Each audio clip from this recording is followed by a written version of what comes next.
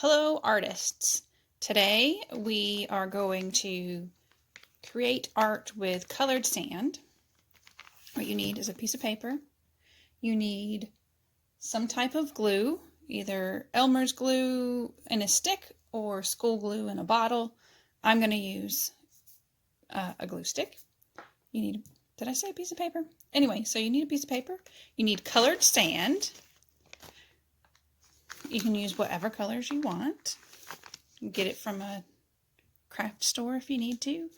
And then I'm using a coffee filter. You could use a paper plate or another piece of paper. And this is to catch the excess of the sand. And I'll show you what I mean. So what you're going to do is first you're just going to draw a picture with your glue. And I'm going to start simple, and I'm just going to make a little heart. And then I'm going to use colored sand and sprinkle it on there. Sprinkle, sprinkle, sprinkle. And then you carefully move it back and forth. Make sure all the sand covers all the glue. And then I'm going to take the coffee filter and I'm going to use this to collect the sand. And then I'm going to take this sand and put it back into the container. So that way it's not contaminating any of the other colors. Now I'm going to, because I want a new color, I'm going to add more glue. Now this time around, I'm going to add orange. And every time we switch colors of sand,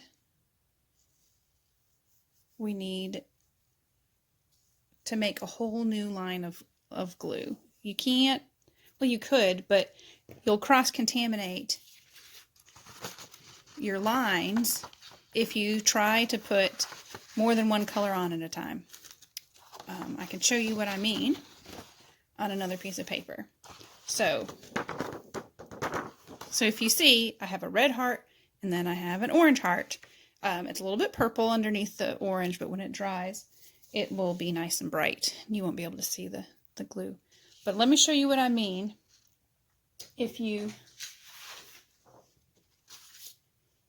what you decide to do is you want a red heart and then you want an orange heart right here. So let's say I put the red down first. I know my colors. And then I put the orange here, and I think I'm going to get a nice pretty red and a nice pretty orange. And then I move it back and forth. You're going to get orange sand on your red, and you're going to get red on your orange, and you're going to mix those two colors so you won't be able to reuse them and keep them nice and clean. So do you see how some of the orange got onto the red and some of the red got onto the orange? So you want to do one color at a time and wait patiently. And then you can see here the red and the orange mixed together, and I don't want to pour it back into my red container because now it's a red and an orange, so I don't want to pour it into my orange either. I can still use it, but I can't put it back and reuse it as a pure color. And we don't want to. I don't like mixing my colors. I'm one of those people that I like to keep my Play-Doh separate. I don't like to mix my colors because it all just ends up looking like brown nastiness. But to each your own. You can if you want to, but my recommendation is one color at a time. And you can create whatever you want. I just wanted to show a cool trick and a few tips on how to use colored sand. So you just put the glue down, one color at a time. Sprinkle your sand. And a little bit goes a long way. You can make really cool designs. Let me get another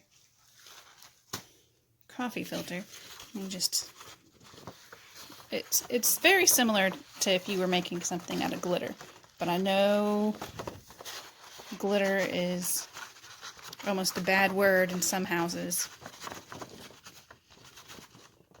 And you might hate the sand too, but I think it makes a really cool,